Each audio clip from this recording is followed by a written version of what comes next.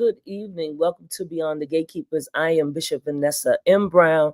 I am your host and moderator for this evening. We are so excited to have you here with us on tonight. Those of you that are on Facebook and YouTube and Instagram and LinkedIn, we say welcome, welcome, welcome.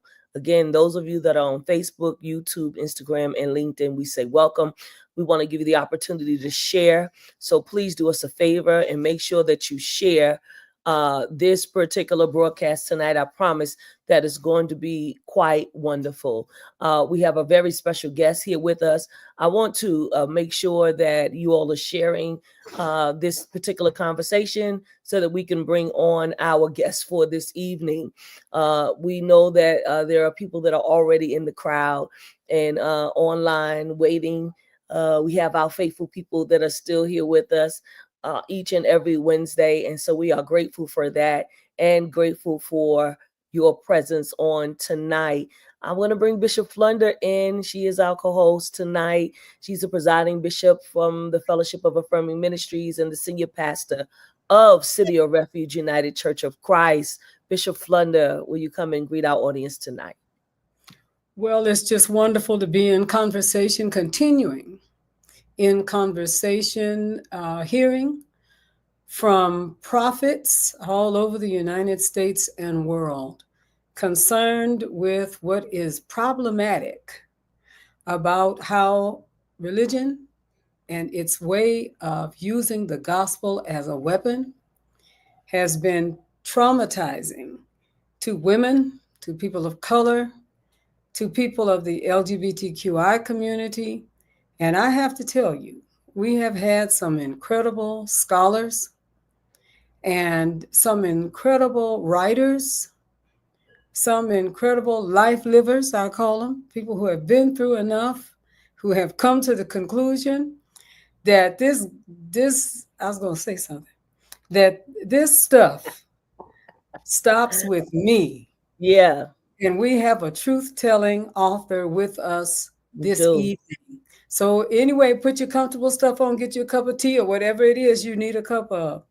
And let's get prepared to talk about what should be and shouldn't be the crooked gospel Black women's body politics that are going on in our time. What do we really need to do to put a hand on this stuff? God bless you. I'm glad that you're with us. Thank you so much, Bishop. And on that note, I want to bring to you our author, professor, PhD, Dr. Melanie Jones Quarles. She is the assistant professor of ethics, theology, and culture, and the director of the Katie Geneva Cannon Center for Womanist Leadership at Union Presbyterian Seminary. She is also the author of Up Against a Crooked Gospel, Black Women's Bodies and the Politics of Redemption. Dr. Melanie Jones Quarles, we're so happy to have you with us on tonight, and we ask that you greet our audience tonight. I must just begin with so much gratitude and thanks to both of you for spending this time to chat about this book, but also more importantly for this wonderful platform that you've created and the kind of folks that you engage week after week. More than that, your commitment to truth telling, justice seeking, wisdom bearing, all of that. I'm glad to be here. I'm glad to be in the virtual house tonight. And we are glad to have you. And really, I'm going to shout out before we start the conversation. Faithful people, they're on pretty much every week. Albert Reed from Colleen, Texas. Sean Jenkins from North Carolina. Lavinia Bean from Cape May, New Jersey. All on Facebook. Maria Harris from Denver, Colorado on YouTube. Darlene Connell, I see you. Queens, New York is in the house. Chuck Hunt, other people are coming in. Monroe, Louisiana is here. And we want to just shout you all out. Make sure you all are sharing and so that we can get this conversation going. But Dr. Melanie Jones Quarles, when I saw this book and I started reading it, I started really getting joy in my soul because you start off with your grandmother. I'm going to call her Mother Foster. And she's in the homeland of the souls. But I believe that it is her light that's shining down through you that helped you write this book. So tell me about your grandmother? Absolutely. I think you're right there where I start the text, and that is with my grandmother's story. My grandmother was a Black woman. She was a domestic who began working in the houses of white folk down south in Memphis, Tennessee. She was a single mother. She got pregnant at a young age with my mom. And like most migrants, she traveled from Tennessee to Chicago and journeyed to Chicago in hopes for a better life, for a better opportunity. And she was met with more despair just in an urban context. And she had to shift her work not from domestic service to white folk, but to domestic service as a hotel housekeeper for Hyatt hotels in downtown Chicago.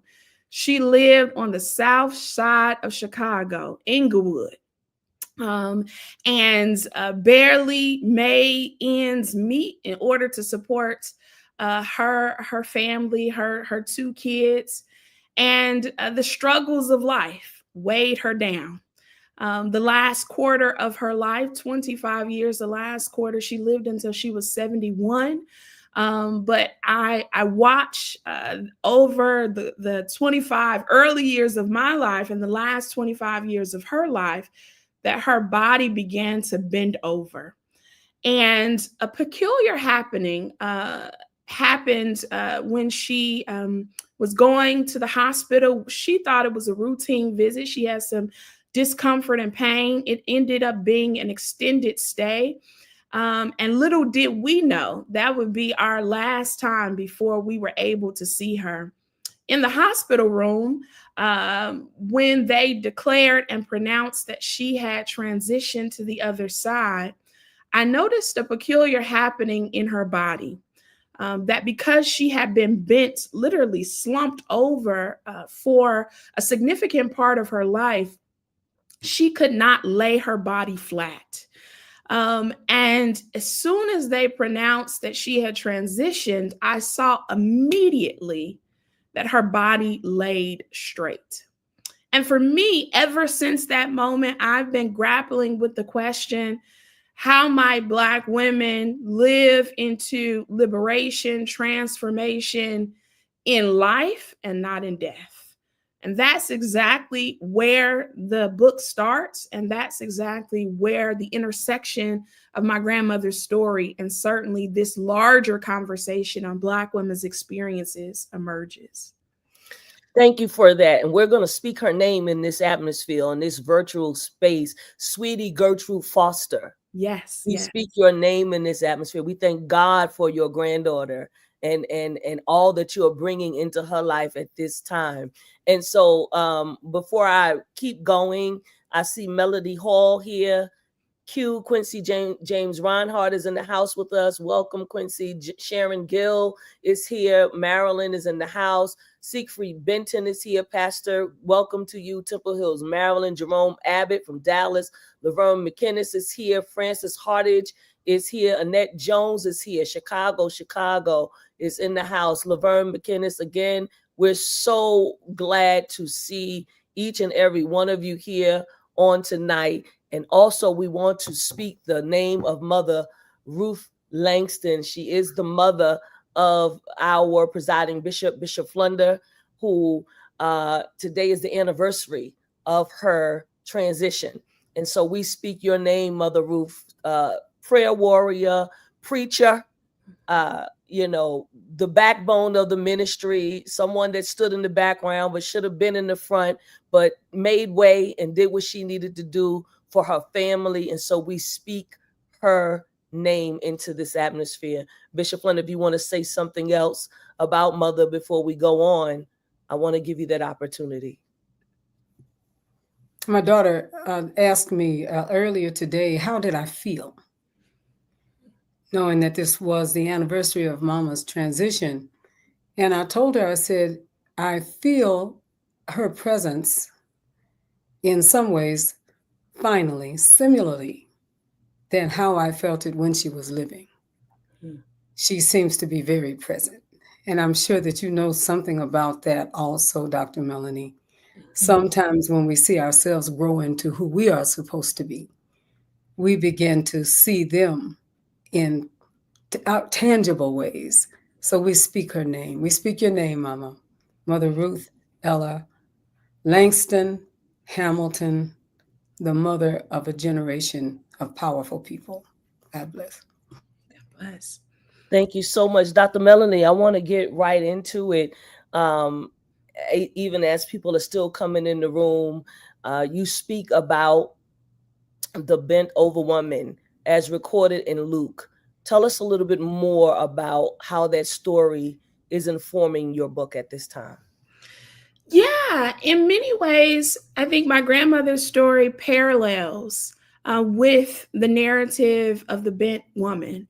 The text in Luke 13:10-17 says she was bent over and she couldn't get up, right? This double bendedness, this doubly bent. And it's a recognition also that there are, in the Greek, it gives us an inkling that there are pressures or forces that are being foisted upon her that has ultimately bent her over, that has caused some kind of physical condition. Part of my interest in this text was to parallel my grandmother's experience with this text, right? Because I think that is one of the hallmarks, not only of African American biblical exegesis, but what Black women have been doing since we've been reading the Bible is finding stories that fit and in many ways that parallel our own lives and making meaning out of them. But also, because I recognize that text, the woman thou art loose text, has often been scripted in a way that has either made women, Black women in particular, the problem, or has pathologized the text in a way to say that this bending is a kind of defect of our character or a sense of virtue or that has that we've been lacking in such, or some moral virtue that we might see ourselves as having a deficiency. And I want to speak against that very concept that says, no, this is not the condition by which this woman has caused. That as we read that text much more fully, and particularly the exchange that Jesus has with the synagogue leader, pointing out ways in which, wait a minute, this woman has been coming to this synagogue for some time now, and no one else has been concerned about her condition. That means that y'all have been a part of or arbiters, right, in her trouble. And so I think in many ways, the text is a kind of calling out of the Black church and or contempt, theologies of contempt that have often rendered Black women to be the problem or suggest that we have some type of pathology that scripts us as bearing burdens or problems that are of our own making. And I think it's quite the opposite. In fact, the social and theological conditions that we're often up against are things that we need to dismantle and point really towards. Thank you for that, Bishop Flunder. I hear that, and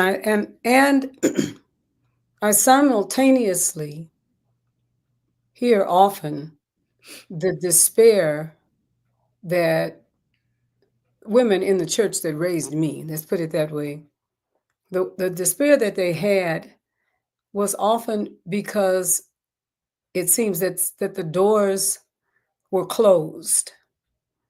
And there was always someone saying, you can't come through that door because you're too fragile, or you don't have a big enough brain, or you're designed by God not to be over anything, that you have to be sheltered and covered and held back because there's an innate God-given weakness in you.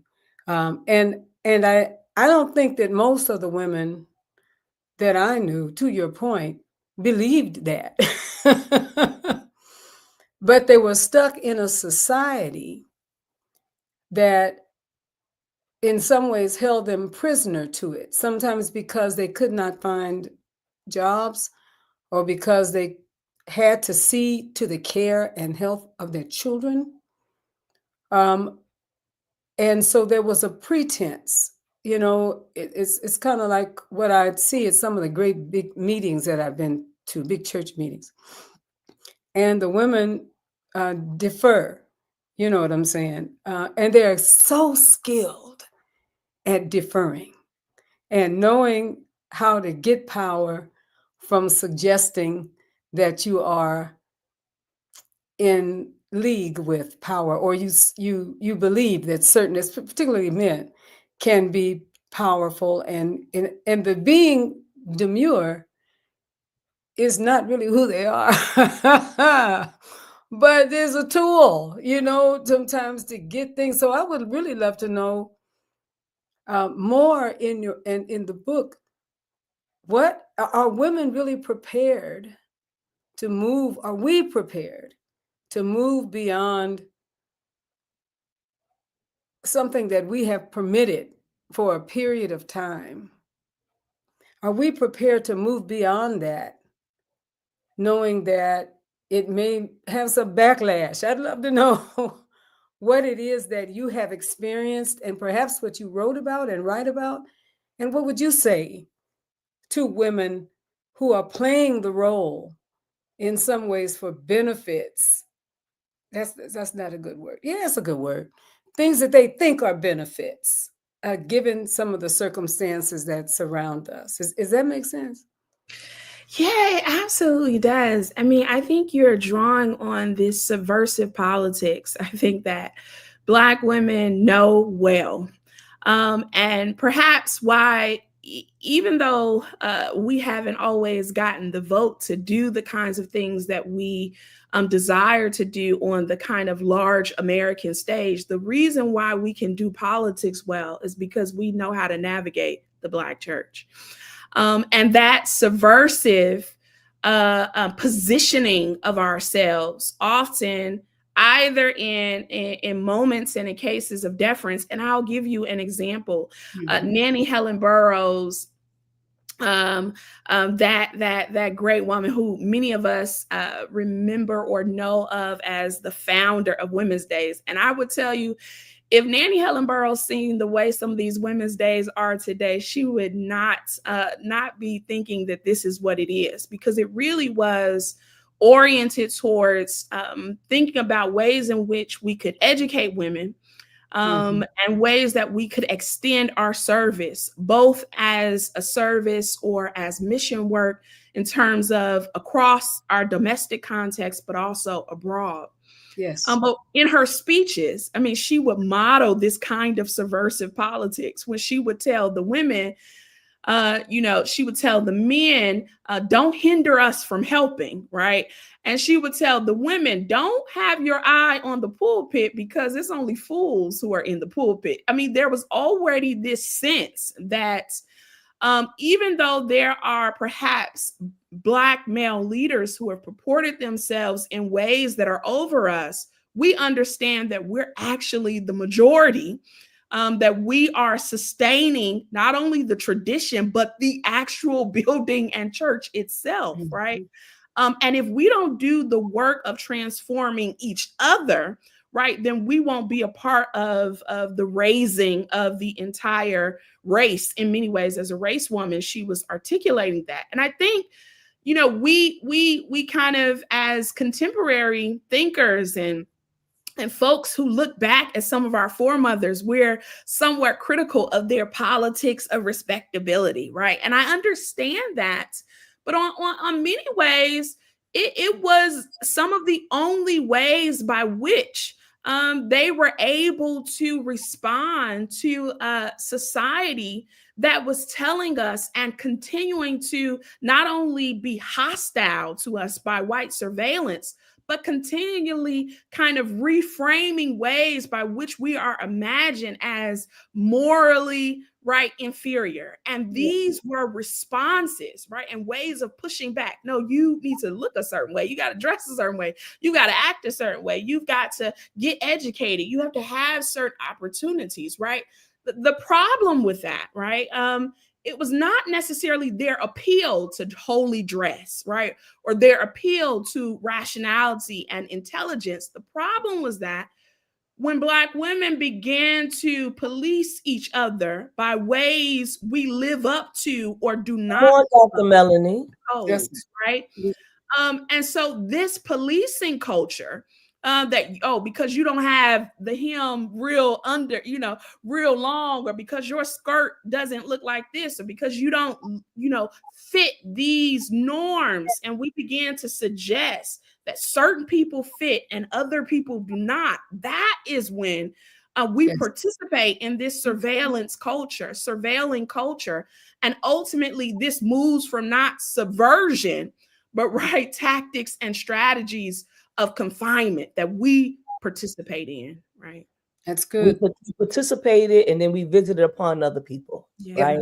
Yeah. I want to move us in and around this book into some of the chapters. You talk about the body proper in Black religious thought, the Black woman's body politics, womanist methods for doing body ethics, theorizing the Black body and Black religious thought, and then a bent body politic, which I think we just talked about a little bit. I want you to say more about the body proper. Yeah, part of what I'm engaging is in Christian theology. There is this sense, and throughout Western philosophy, but more so in Christian theology, that the body is a central locus, right? We use the body. Paul talks about the body of Christ and the coming together. We use the body as a kind of spiritual disciplines or practices, fasting. These are practices where we use the body through prayer, through meditation. And then there's this kind of undercurrent by which the body has also been scripted as a problem, right? And ways that Christian theology, but also Western philosophy, has scripted us to believe notions of the body or to associate things that we demonize in society, right, with the body, right? So in this context, right, we'll say Europe over Africa. Europe, rationality, that's mine, body, Africa, right? We'll kind of suggest that, right, all things Black are reduced to the body. This is man over woman, right? This is context that suggests straight over LGBTQIA, right? This is ways that we suggest that it's a bodily problem or this is unnatural. So these are ways that we demonize at the same time that we want to hold the body as a part of, we want a bodily resurrection, right? We want the body, right? And we see the advantages of the body in terms of theologically that we see throughout scripture. But at the same time, we're scripting a double-edged narrative that is also demonizing the body at the same point as which we're raising it up. And so part of what I'm doing in that first chapter is trying to mine, if you will, Black religious scholars like M. Sean Copeland, Kelly Brown Douglas. Kelly Brown Douglas, say her name, Kelly Brown Douglas, Ebony Marshall Turman, Anthony Penn, who are all giving us perspectives in Black religious thought that help us to think more critically and also more constructively about valuing the body and reclaiming the body, especially in Black religious thought. And that's what I'm trying to do. That's interesting that you ran off those names because they've been guests on Beyond the Gatekeepers, Kelly Brown Douglas, Anthony Penn. I need to get in touch with Ebony Marshall Turman, but yes, all of those people, yes. And I want Bishop Flunder to chime in on this piece of it because it brings up Mother Langston. Chapter number 2 or part 2, Near the Cross, Womanist Christology Between Suffering and Salvation. And you go into May, the work I've done speak for me. You go into Many Women Were There, Sisterhood of Faith, Disciples at the Cross. You go into Woman is Christology, a cross-examination. And then the last thing, No More Suffering, the empty cross. I want to start with that. Mm-hmm. No more suffering and the empty cross. And the reason why I lifted up Mother Ruth Langston's name is because I believe her and Bishop Flunder were having a conversation one day about suffering. Bishop Flunder could tell it better than I can. Go ahead, Bishop. Yeah.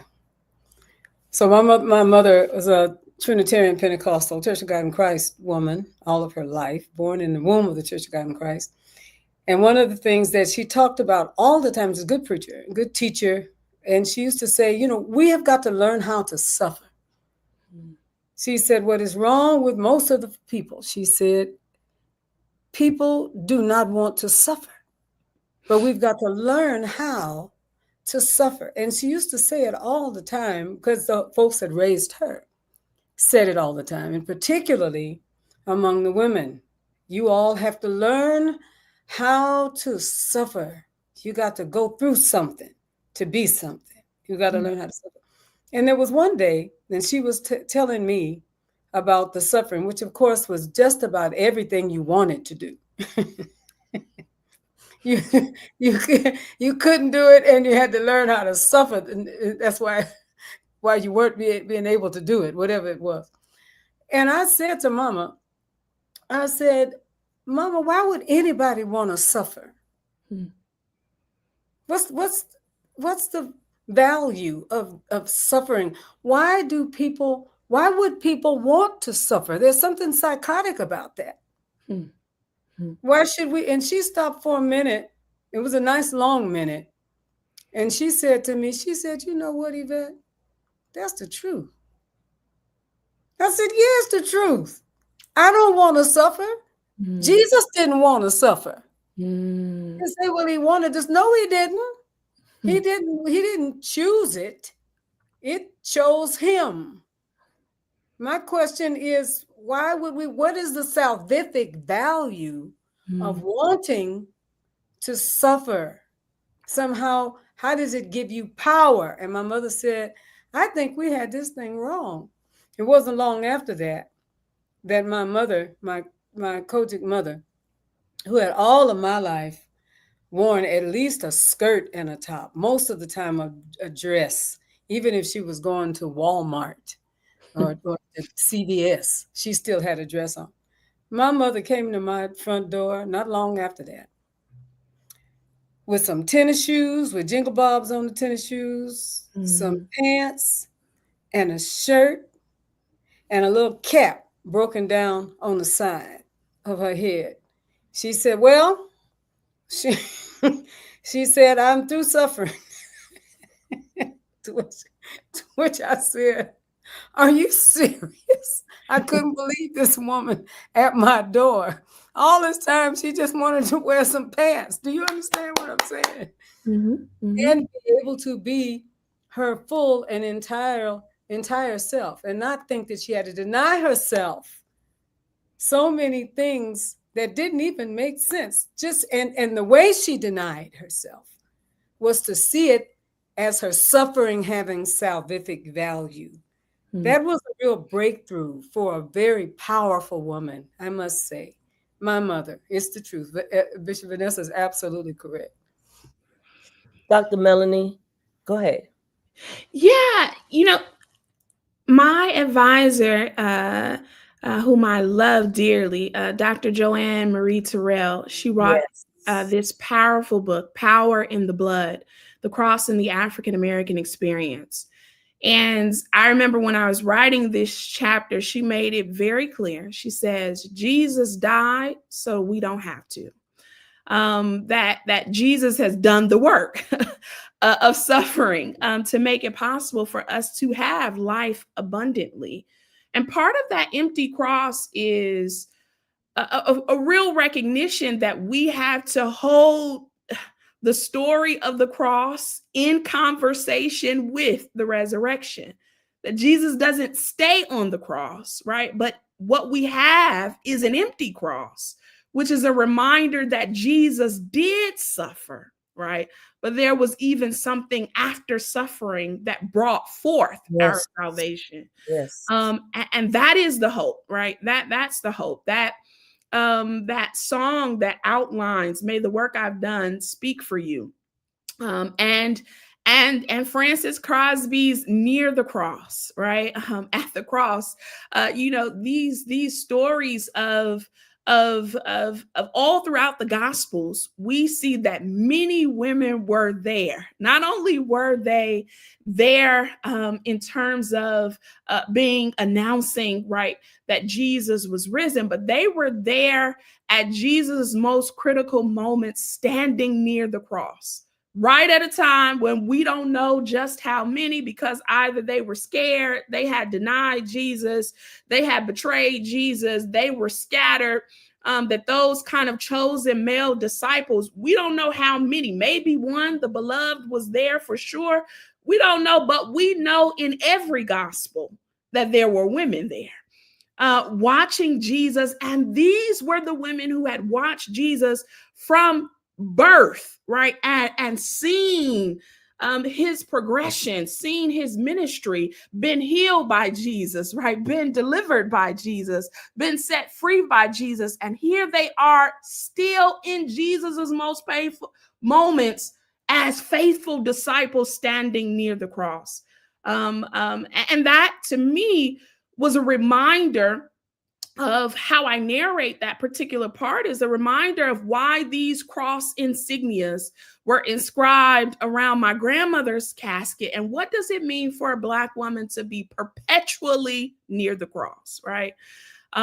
Is again, I think, this sense that Jesus suffers with us, right? That Jesus understands and knows all about our troubles, but Jesus doesn't leave us at the cross. Jesus provides for us the salvation to remind us that you don't have to be on the cross because I've already done that. This is a pause for the cause. Everyone that is just joining us, we're here with Dr. Melanie Jones Quarles. She has a wonderful book. You need to get it, Up Against a Crooked Gospel, Black Women's Bodies and the Politics of Redemption. And you all know that we always do a free book giveaway. If you type the hashtag Beyond the Gatekeepers, all one word, you will be in the run-in to win a book for tonight. But we want to encourage you to purchase the book. Another Black woman has written a book, and a young Black woman. We want you to get in behind her. How can you do that? You can do that by purchasing the book. And there are ways that you can purchase the book that'll go down into your comment section. It probably is already there already. Pastor Sue has already put it there. And you can get that book, I know, through Orbis, through Amazon, several different ways. She has her own website and her own link tree, as a matter of fact. And you can go to her link tree. I believe that that's there as well.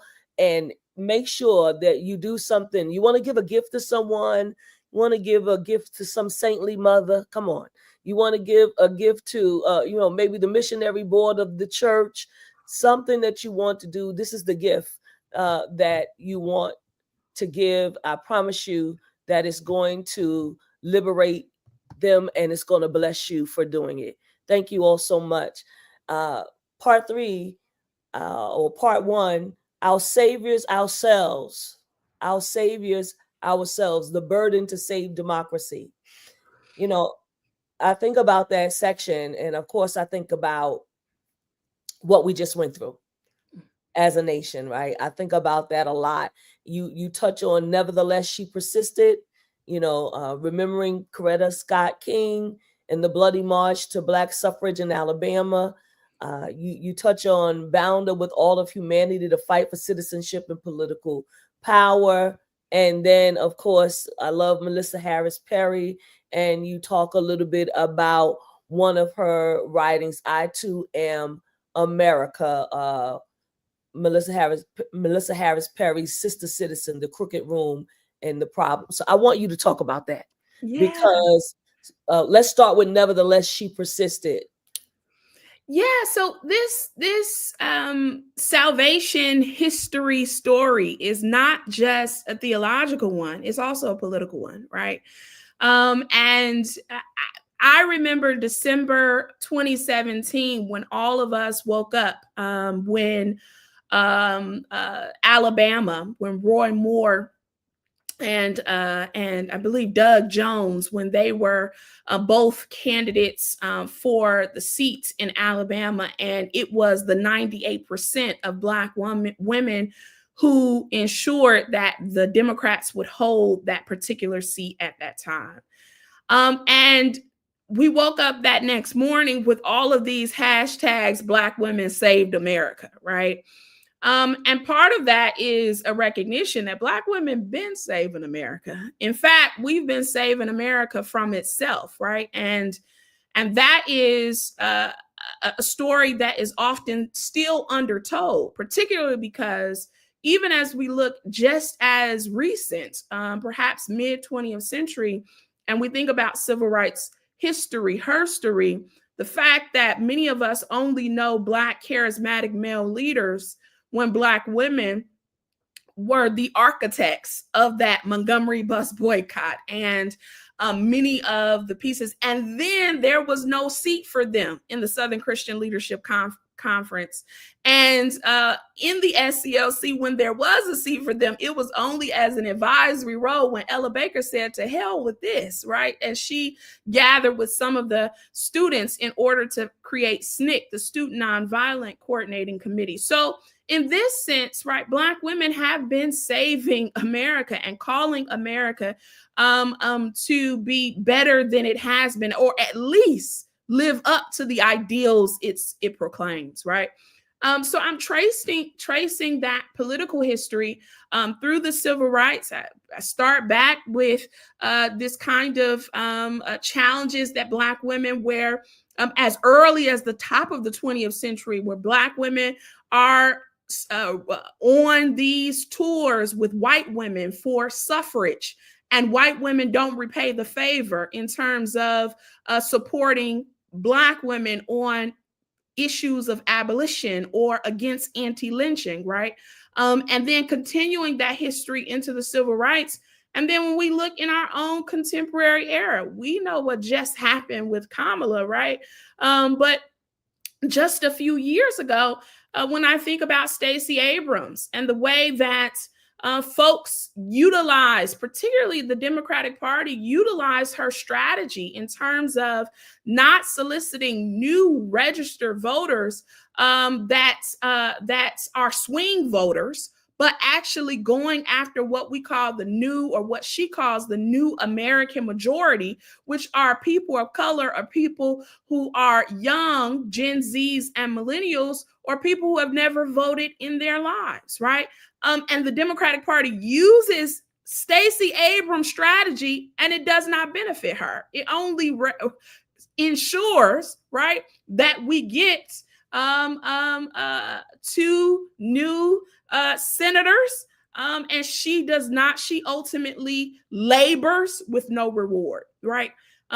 So this burden to save democracy, we see that in political history, but we also see that in our kind of fantastic history as it relates to when we look in popular culture, right? And this notion that, you know, the Olivia Popes of the world, right, are fixing and saving America and wearing the white hat, right? And we talk about, well, what are the benefits that Olivia gets? Because what we see, her saving everyone else, but her life is falling apart, right? Absolutely. So what are we getting? Often little, and we're doing the work. So this salvation history, again, is something that we've been living for a long time, and it's evident in the fabric, the moral fabric of this nation. Bishop, you want to? Oh God, I'm just sitting here thinking to myself, I'm going back doing vignettes in my own life. So I really do understand precisely what you're saying, Dr. Melanie. It also brings me to that moment when Jesus was at Mary and Martha and Lazarus' house. And Mary and Martha had a difference of opinion about what Mary was supposed to be doing, because her place in her elder sister's mind was that she should be in the kitchen preparing food while the brethren were lounging. Usually that's the way they sat and talked or laid and talked in the front room talking about the things that were happening in the time that they were and listening to Jesus. And she chatted her sister and basically said, come out of the man space. That was the essence of it. If you're going to listen quietly in the kitchen door, but don't think that you can go into the room. And I love the way that the story is told. I want to believe that it is literal because I love that Jesus, okay? Basically, she has chosen the better part. Was something else that we bounce over rather quickly. But the fact that he said that to her in that time, I am so sure dropped the jaws of just around everyone who was in the space. What in the world do you mean she chose the better? Bishop Vanessa, there were no reclining chairs. Right. So the probability is that people were laid out sort of or sitting down on a floor that was likely even a dirt floor. Let's put it that way. Imagine that she was in the company of men during that time and the only woman there, and she chose the better place. Something did happen and shift women out of the wherewithal to feel comfortable and confident in the place of duality and learning and growing and expanding simply because they had to be diminished in some way to truly be women. But I go a little further. In my little further says, I'm sure yours does too. It's kind of like, why don't y'all go cook sometime? I just understand. Guys can cook. I know a lot of guys that can really cook. We got to do something about these commanded requirements, duties, and responsibilities. If we could break that particular glass ceiling and glass walls, I believe that people can be received for what they are capable of, not what it is that someone would use to either make them greater or lesser. If they could just be who they are, what a wonderful blessing that would be. But Jesus read. I know. I'm gonna tell you, Martha. I bet you Martha was mad for like 2 weeks. You were just pissed off, And don't be talking to me about that. Jesus must have had gas or something. I don't know why he would do something like that. But I say that because I hear your heart. I think that the question that I have, Bishop Vanessa, is how many of us are going to take the courage to break these glass ceilings in glass walls? Yeah, that's a pushback against patriarchy. And patriarchy got to buy into it too. Yes. Or it's a forever struggle. It's the same thing when we talk about being same gender loving people or being women leaders in what used to be male jobs or things like that. If we can remove that, if we can get rid of those things, then perhaps from a child up, people can be their best and highest selves just simply because they are their best and highest selves, period. Anyway, that's a Flunder. I'm sticking with it. God bless you. Dr. Melanie, I'm going to go on because I want to encourage people. Why I'm doing this way is because I want to encourage people to get the book. There's so many jewels and nuggets in this book, so many things to be taught, so many things to be learned from this book. And so I just want to let you know that I'm grateful. You go into part 2 of Our Saviors and Ourselves, Redeeming the Soul of the Black Church. Right there, that's a mouthful, right? Because many people don't believe it, but the Black church is in trouble. And so you talk about lifting the veil, Black women, and the soul of Black liberation. You go into, again, I too am the Black church, Black women, a crooked gospel, and the theopolitics of redemption. You talk again about gonna lay down my burdens, the promise of womanist theologies of salvation. And then last but certainly not least, and we are not yet saved. Let's talk about that. And we are not yet saved. Yeah. So part of what you'll see is this duality, or this two-ness, this double-edgedness, is a kind of foil for the entire book. When I talk about it in society, I want to also show you how theology, or how the church has either authorized or ordained it or sustained, right, these very practices. And somehow the church, the Black church, got in the business of saving Black women. And has scripted itself, and in many ways we see this not only through sermons, through preaching, through teaching, through the way in which we've already talked about church doctrine, but the ways in which we are confining and restricting women's roles without recognition of ways Black women have literally built this church on their backs, if you will, with their time, talent, treasure, have given so much of themselves, and then to deny them from being in the pulpit, right? And then to deny them from leadership in ways that actually progress the institution forward, and then to deny them and their children from opportunities to sit on certain pews because they don't make certain amounts or money, or to have certain how did we get here, right?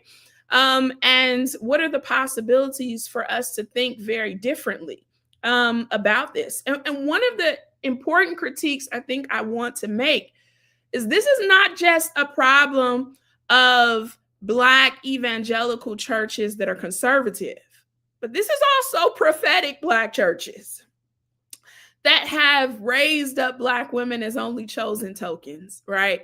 That have not actually thought about ways in which they might think about Black women's contributions and to honor those in real sustained ways. If we look at even some of our prophetic organizations who have maintained leadership with Black charismatic male leaders, that's a nod to us. You mean to tell me no Black woman has ever been fit to lead this organization, right?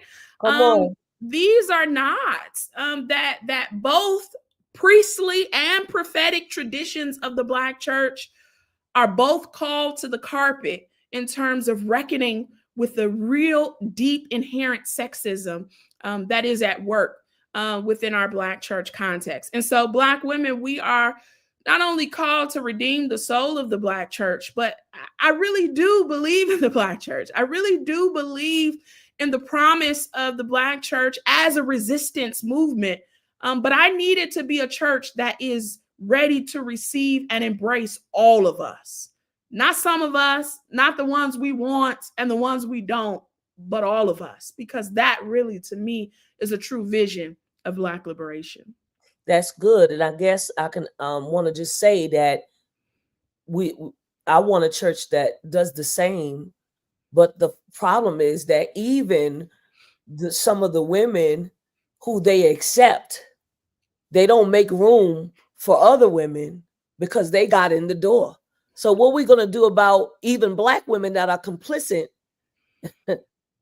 so that they can get ahead, that are part of the, the haves and the have-nots. There is, how can you be a have if there's no have-nots? That's the part that we haven't figured out. We essentially, if you high exists because of low. High is not high by itself. What is high? If it's not measured against something that is low. And I think that the point that does exist in academia right now, Bishop Vanessa, you've hit the nail on the head, because so many of my sisters and friends and colleagues who are academic, essentially among that group, there are those who kind of forget the road. That I think you really understand what I'm saying, because of some of the experiences that we have had, let's put it that way, that the sisters back at home have not had. how do we then make them feel that they are also equally powerful without having, and all the while, Bishop Vanessa, the institutions are becoming less and less reaching out and seeking for big money to do the things that they once did when they were all male. And the denominations were putting money in so that they could seat male pastors and their little wives that played the piano, you know what I'm saying, to come to a parish. That time is also leaving. So I think that you're asking, Bishop Vanessa, and what Dr. Melanie is making so clear, how can we be certain that we not become what it is that used to treat us badly? How do we do that in a real tangible way? Did that make sense? Yeah. It makes sense. All right. Yeah, I mean, I think, when there has been a breach, part of repairing that breach is first a reckoning, right, with the fact that this is where we are. And this is, I hope, an offering towards that historical framing that gives us some ways of thinking about this deeply in the book. But it's also repentance, right? That's necessary. And this means that those who have to recognize that privilege and give up some of that privilege so that we all can have, right? It's a similar concept, and I teach my students in ethics. We all could really have water. It's enough to go around for everyone, but it requires that some of us who got more give up some of ours so that somebody else can get some too. Yes, we ma'am. really all could have. And once we understand and really process ways in which we've navigated our own privilege and commit to repenting and giving up, then we make it possible for there to be a much more, I think, shared and loving possibility for justice to be distributed and power to be shared among us all. The saints call you a communist now. Yeah, come on. I'm okay, but I believe you're a communist now. Wait a minute. That's yeah, I believe in the economic possibilities for there to be a radical redistribution. I don't, I'm not suggesting that will solve all of our problems, but I am suggesting that gets us closer to the opportunity to not hoard over, to not hold, right? Yes. To not, because hoarding over is literally lording over, right? That we don't become those who hold and never. That's not the gospel I know. The gospel I know says give, right? Yes, the Bishop Sonia Williams makes a great point. She said one thing: some Black women are good for making other Black women take the steps when they could have sent the elevator back down to get them. Why? Because they are convinced their seat at the table may be threatened by those waiting to come up. Oh, it's the truth. That's the truth. Well said, Bishop Sonia. Yes, absolutely. Dr. Quincy is saying to you, now that this book is out in the world, how has this text been transformative for you as a scholar? Yeah, that's a great question. Part of it was me understanding my training and my background also makes me very clear that my work is translation. It is about being able to communicate with a town and gown, as Katie Cannon would say, with the academy and the church, to have my foot squarely in both communities, even though they are both jealous lovers, as Renita Weems would say. But to have my foot in both communities and say, we got to do some more talking to each other, because I think if the scholars are not helping us to understand the history and to lay the groundwork, and then the practitioners are not helping us to understand what's happening day to day, in and out, and we're not communicating in a way that begins to share resources and share stories across, then something will be lost in translation. And that's really, I don't know if you want to go here, Bishop Vanessa, but that's really why that chapter 5 goes to the Bible. Because that's my next thing. Let me just tell them what it is real quick. Hitting a straight lick with a crooked stick. Come on. Hitting a straight lick with a crooked stick. A womanist reading of Luke 13, 10 through 17. Go ahead on with it. Go ahead. Yeah, I think looking at the text and making the text a part of this conversation, not as a backdrop, but also doing some conversation, some exegesis with that text is a perfect starting point for folks, Black women who know their Bible, who know the text, and find the text as an initial starting point before having a conversation. I remember teaching Christian Education Institute, and I wanted to talk about film, Bible, women, and those women would not hear a word I say until we began with the text, right? And then they were open to, when I was able to connect it to a biblical passage, they were open to looking at the color purple and talking about Celie and Sophia. They were open to looking at their eyes were watching God. But if I just started with Zora Neale Hurston, as much as I love her, right? Those Black church women weren't able to engage me in a way that could speak their language. And so I turned to the text for that reason, because it parallels with my grandmother's experience, but also because it's an initial starting point for me to engage with Black women who are in the church and to have questions and conversations. It's also a starting point for congregations who might want to use this text for Bible study, or even for small groups who might see, how do we begin talking about this text? Go to Luke 13. Let's open it up. Let's talk about what's happening there. And that's a starting point. And I think as a scholar, right, it also helps, and this is particularly to Quincy's question, helps us to think, what kind of sources are we using, right? Because our training is not just the language of the academy, but it also is a call for us to examine who are the people that we draw from. What sources will we bring to this conversation, right? Whose voices will we privilege? For me, it's my grandmother. It's right in my own backyard. It's right in my own context, right? And to make her story just as valuable as any other philosopher's use of an example of a story that may or may not exist. This is a real woman, a real everyday Black woman, couldn't get no Blacker. Right.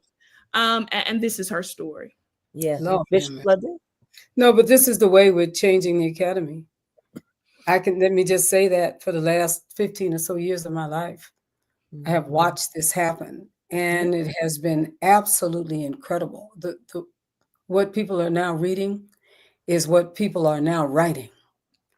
And I think that it is the New Testament. It's what needs to happen for my daughters and what needs to happen for my grandchildren.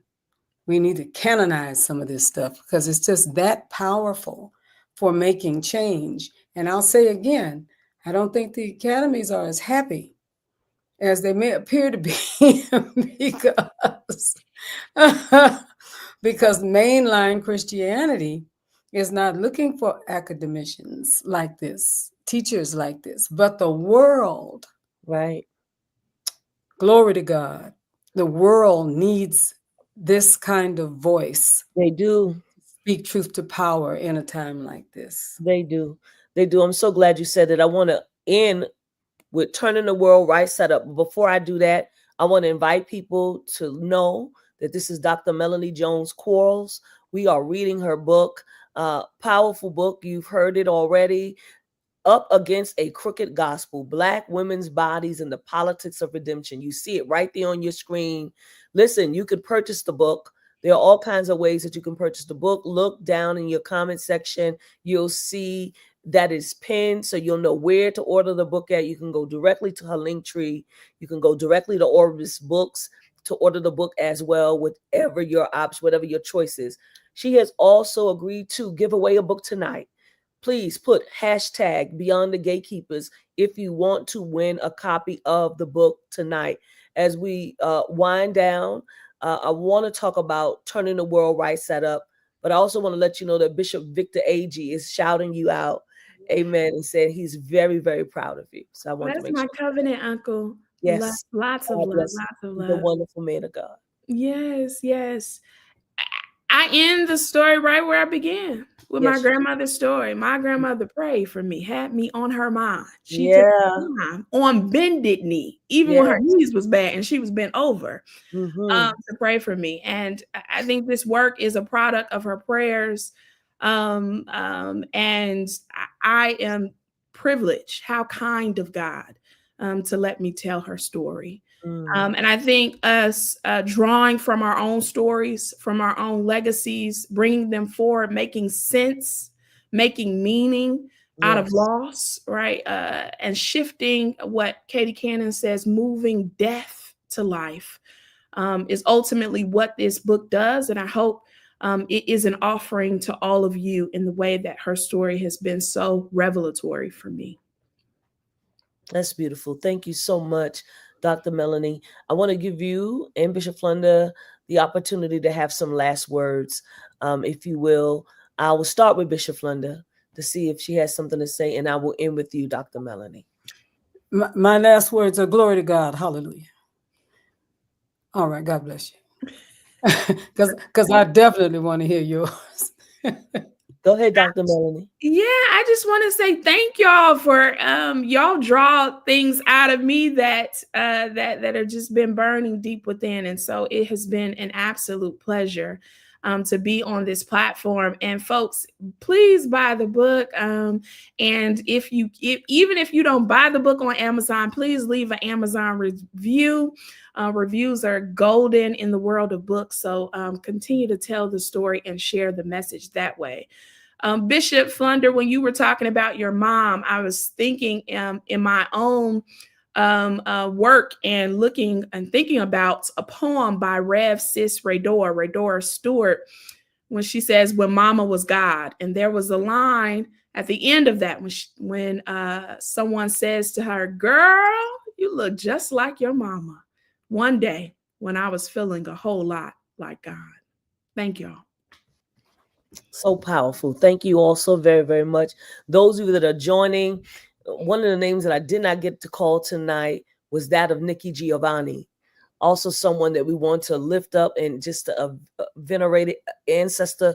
We know the kind of work, and when Bishop Flunder talked about reading and writing, I can see people bringing her work into our present day as it relates to theological work. And so I am grateful for her voice, for her work.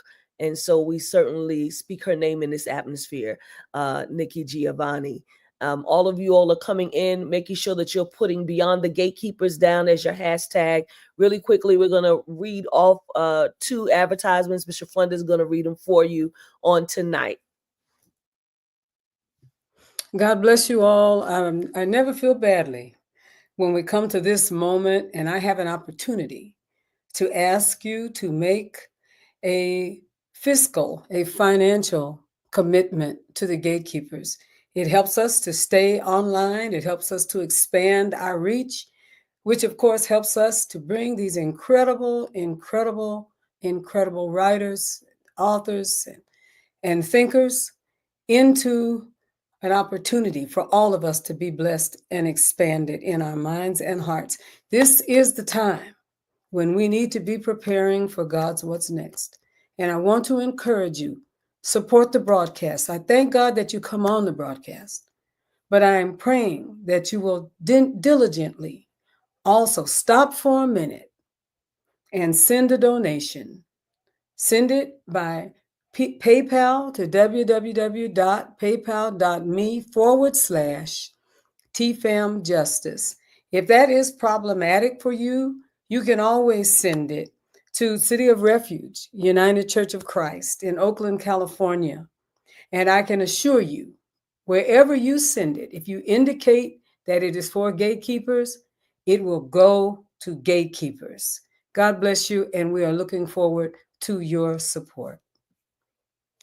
I also want to say, as we have now for a number of weeks, we are getting closer and closer to the Holy Convocation 25 years, TFAM, and all of those of you who have visited us, those of you who have been a part of us, to all of our clergy, all of our scholars, our young people, and our third and fourth generations of young people.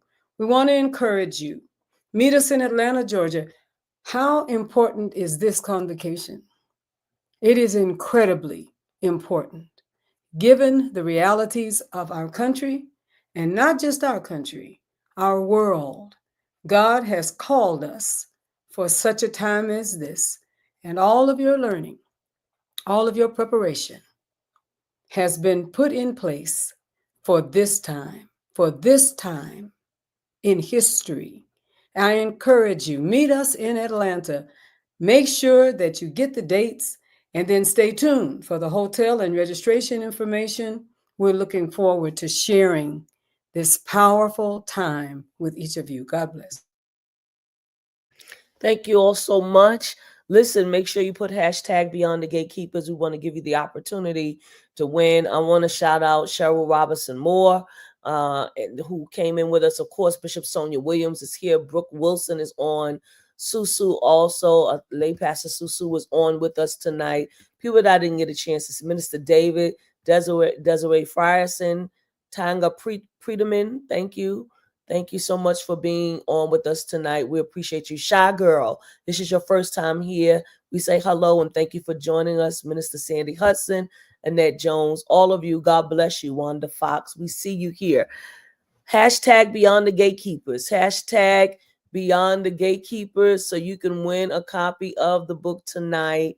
I want to make sure everybody has gotten a chance to put it in. And we're going to ask Pastor Sue to spin the wheel.